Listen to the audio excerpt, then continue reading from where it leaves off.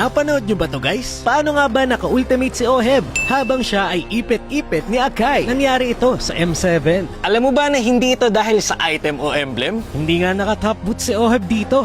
May mas malalim pa ito na paliwanag. Kahit nga sina Omay Venus ay nagulat sa pangyayaring ito. Naka-ESA siya!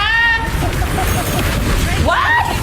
Hindi ba nga nakatabot si OMB, oh? Guys, ano ang scientific explanation nyo? Kailangan natin maano yun. Dahil nga walang misteryo sa ML, ang hindi natin re-resolbahin, inaral ko na ito ng mabuti. At ito ang nangyari. May mga time na hindi ka makakatakas o makakaskill habang ikaw ay naiipit ni Akai. Kahit naka-maximum resilience ka pa ng top boots at brute force. May mga oras na hindi ka makakatakas sa ultimate niya. Kahit si Barats nang maabot ng 55% ang crowd control reduction, may mga time pa rin na hindi ka makatakas sa ultimate ni Akai. So sinubukan namin ang lahat ng posibleng dahilan. Unang naisip namin ay baka dahil sa wall.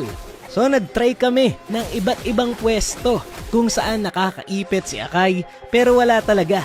Hindi talaga nakaka-flicker or nakaka-ultimate yung Claude na gamit ko. Sinubukan din namin yung iba't ibang posisyon ng pagkakaipit ng hero. Tinry namin sa dikit na dikit, sa medyo malapit, at dun sa dulo ng range. Pero wala, hindi pa rin makatakas. Dito na namin sinimulan ang pagsasagawa ng isang experiment. So gumamit ako ng 5 device. At magugulat kayo sa natuklasan namin. Pasensya na, paus ako. Sinubukan naming ipitin ang bawat isang hero na gamit ko.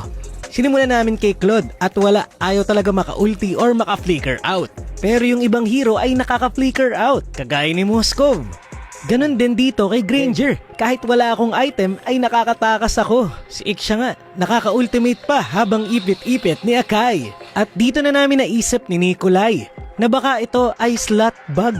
Ang suspetsya namin, baka si player number 1 or yung nasa slot 1 ay hindi talaga makakatakas or makakapag-flicker out kapag naipit siya ni Akai. Dito nga, S1 yung Barats at hindi talaga siya nakatakas.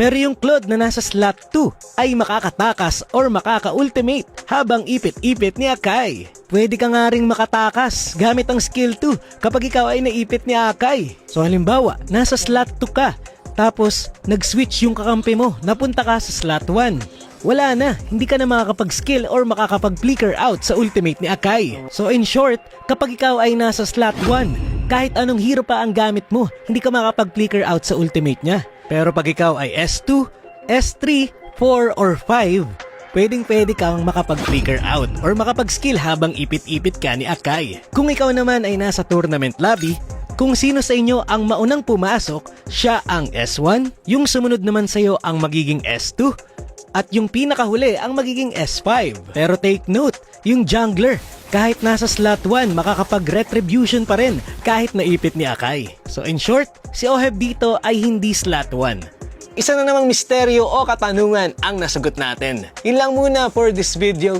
Maraming salamat sa panonood, and to God be the glory.